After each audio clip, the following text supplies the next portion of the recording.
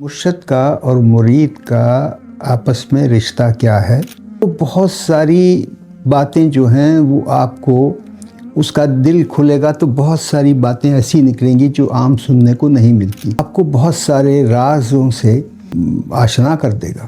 تو ایک ٹائم کی پابندی مرشد کے لیے بھی بہت ضروری ہوتی ہے، کیونکہ ہم یہ سوچتے ہیں کہ یہ تو بیٹھا ہوا ہے اور تو کوئی کام ہی نہیں ہے اس کو، جو بھی آیا اس کے جوتے سیلے کرنے، جوتے اتارنے ہیں، اس کو پہنانے ہیں۔ تو جو بڑے بڑے لوگوں کے بچے ہوتے تھے وہ پریشان ہوتے تھے کہ یہ اب کس ڈیوٹی پہ لگ گئے۔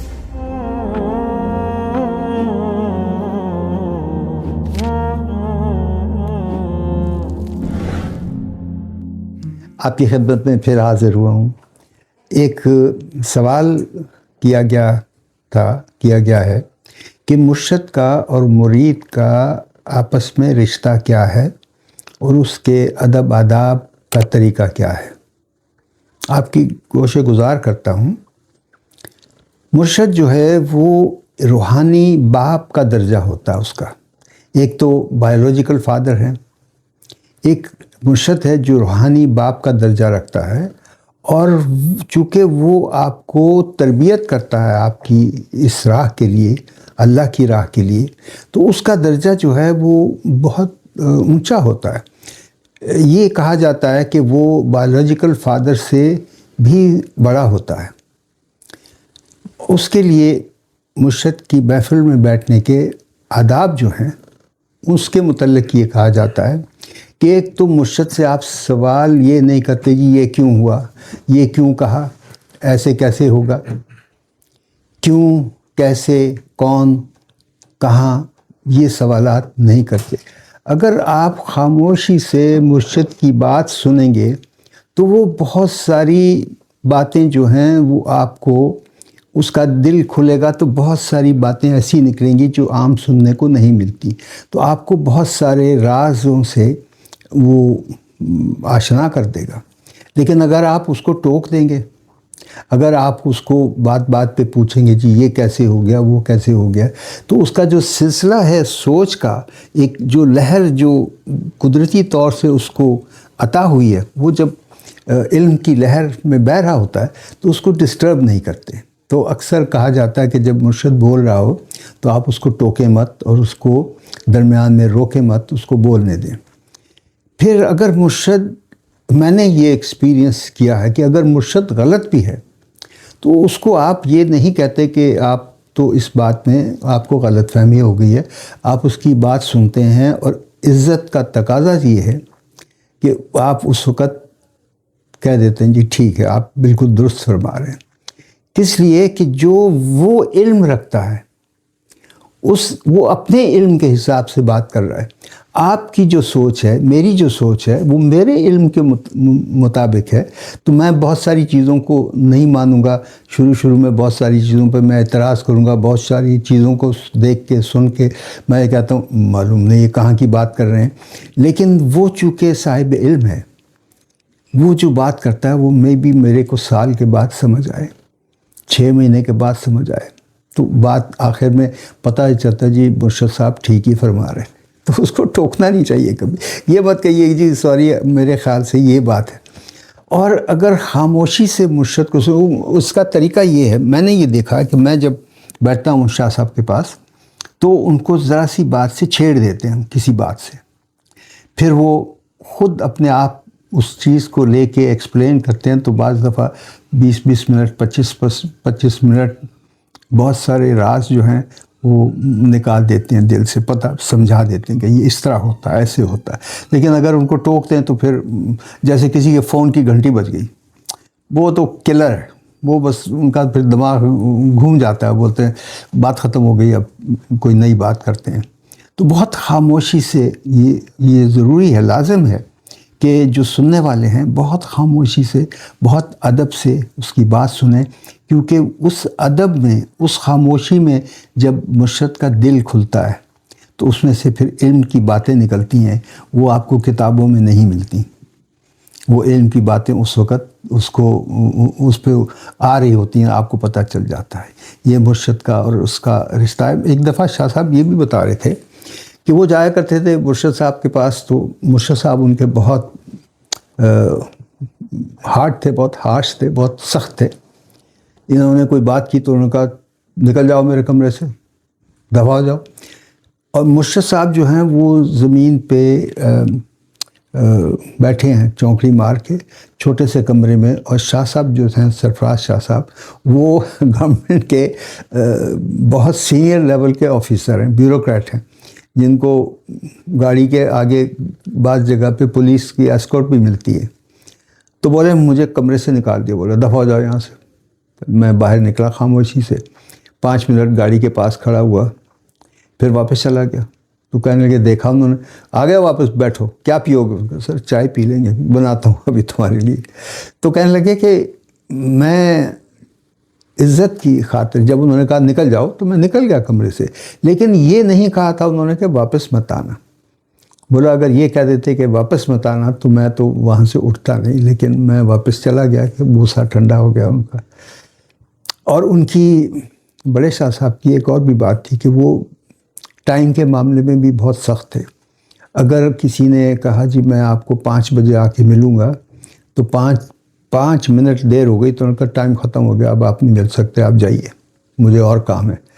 تو یہ ٹائم کی پابندی مرشد کے لیے بھی بہت ضروری ہوتی ہے، کیونکہ ہم یہ سوچتے ہیں کہ یہ تو بیٹھا ہوا ہے اور تو کوئی کام ہی نہیں ہے اس کو، بیٹھے ہوئے ہم گپ شپ کر رہے ہیں، لیکن وہ اس کو اور بہت سے کام ہیں. اس کا لگاؤ کہیں اور ہے، اس کا دھیان کہیں اور ہے، اس کا دل کہیں اور دھڑک رہا ہے.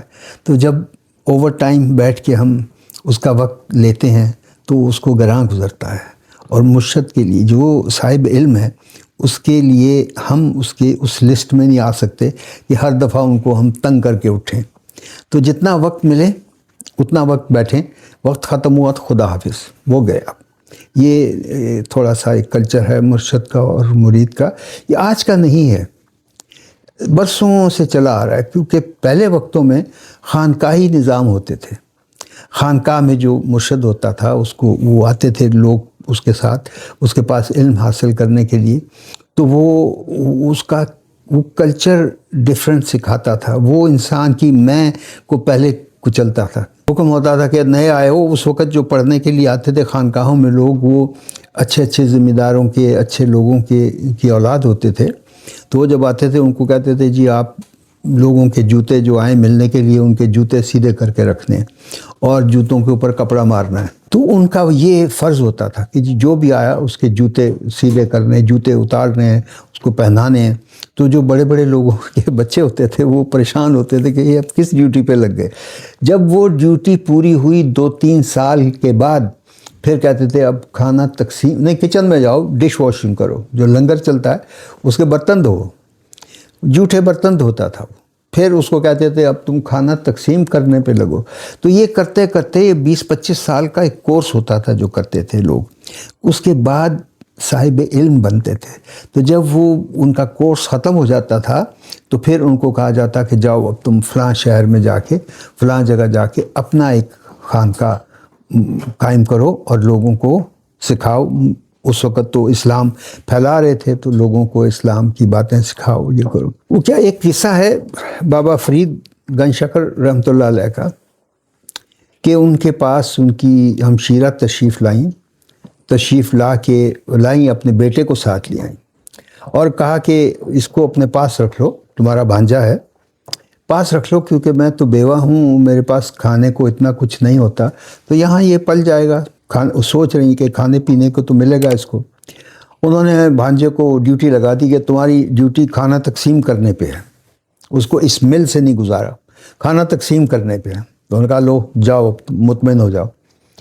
5 سال کے بعد آئیں تو وہ لڑکا جو تھا سوکھ کے کانٹا ہوا ہے، ہڈیوں کا ڈھانچہ، سکن جو ہے وہ ایسے ہے کہ کس کے ہڈیوں کے اوپر کسی نے سی دیے. بیٹے کو دیکھ کے پریشان ہو گئی. بھائی سے کہا کہ تم نے کیا کیا؟ تم نے بیٹے کو تم نے تو بھوکا رکھا ہوا، فاقے سے اس کے حالت تو دیکھو کیا ہو گئی ہے. بلایا اس کو، کیا ہو گیا تمہیں، یہ کیا کر رہے تم، کھانا کیوں نہیں کھایا؟ بولا جی آپ نے، بولا میں نے تمہیں لنگر میں کھانا تقسیم کرنے کے لیے لگایا تھا. بولا ماما کھانا تقسیم کرنے کے لیے لگایا تھا، کھانا کھانے کی اجازت نہیں دی تھی میں نے. تو 5-10 سال وہ بغیر کھانا کھائے. بولا تو پھر کیا کھاتے رہو؟ پورے جنگل میں جا کے پتے کھاتا رہا ہوں، پیٹ بھرتا رہا ہوں. یہ مرشد اور مرید کا مقام ہے، یہ ہوتا ہے کہا ماننا.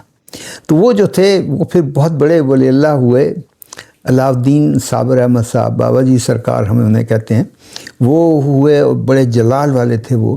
لیکن یہ مرشد اور مرید کا یہ رشتہ ہے، یہ حکم ہو گیا. اور آپ یہ نہیں پوچھتے جی حکم کیوں ہوا. ایک اور قصہ شاہ صاحب کا سناتا ہوں. بڑے شاہ صاحب جو تھے ان کے مرشد ہاسپٹل میں تھے، طبیعت خراب تھی. یہ اپنے دفتر سے ڈرائیور ہے، ان کا گاڑی ہے، سوٹ پہنا ہوا ہے. کہتے ہیں میں پہنچا وہاں تو مجھے بٹھا کے بولتے کہ وہ فلاں بازار ہے، ایک لوہاری بازار ہے، اس میں سے جا کے فلاں دکان ہے، اس میں سے یہ چیزیں لے کے آؤ، دوڑ کے جاؤ، میرا سائیکل لے کے جاؤ. تو بولے کہ میں اٹھا سوٹ کے ساتھ. گرمی کے دن ہے، میرا ڈرائیور اور گاڑی کھڑی ہوئی ہے، میں سائیکل پہ دوڑا جا رہا ہوں. 5 میل گیا، 5 میل واپس آیا، چیز لے کے آیا. تو بولتے ہیں یہ کیا لے کے آئے ہو؟ میں نے یہ کہا تھا تمہیں، غلط دکان پہ چلے گئے. وہ ساتھ والی دکان تھی، جاؤ اس کو واپس کر کے آؤ، جاؤ لے کے آؤ. بولے جی ایک دن میں 22 میل میں نے سائیکل پہ کیے جب ڈرائیور اور گاڑی کھڑی ہوئی ہے. لیکن مرشد کا حکم تھا کہ میری سائیکل پہ جانا، میری سائیکل پہ آنا. تو کہنے لگے کہ اس دن مجھے احساس ہوا کہ میری آج ترقی ہوئی ہے، میری جو اطاعت تھی وہ مکمل ہو گئی ہے. اس طرح مرشد کی اور مرید کی جو ریلیشن شپ ہے، جب تک اس میں ادب نہیں ہوگا، جب تک اس میں اطاعت نہیں ہوگی، تو اگر انسان اپنے ٹیچر کی اطاعت نہیں کر سکتا، اپنے ٹیچر کا ادب نہیں کر سکتا، تو رب تعالیٰ کی اطاعت کیسے کرے گا؟ وہ آپ صلی اللہ علیہ وسلم کا ادب کیسے کرے گا؟ وہ سکھاتا مرشد ہے. تو جب مرشد کے ہاتھ سے نکل جاتا ہے انسان، تو پھر اللہ کے ہر حکم، ہر احکام کو وہ سر خم تسلیم کر کے مان لیتا. اس کو پتہ ہے سوال نہیں کرنا. آپ صلی اللہ علیہ وسلم کی سنت کو وہ فالو کرتا ہے فلی. پھر وہ یہ نہیں کہتا کہ آج تو بارش ہو رہی ہے، آج مسجد نہیں جاتے، آج بارش ہو رہی ہے، آج میں نے جس کو کھانا کھلانا تھا اس کے ہاں نہیں جاؤں گا. پھر وہ یہ نہیں سوچتا. پھر اس کو پتہ ہے کہ حکم جو ہے وہ حکم ہے، اس کی اطاعت اللہ کی کرنی ہے، تو اطاعت اس طرح کرنی ہے. آج کا میں جو لیسن ہے وہ یہیں پہ اختتام کرتا ہوں. امید ہے کہ آپ کو کچھ سمجھ آ گئی ہوگی. السلام علیکم ورحمۃ اللہ وبرکاتہ.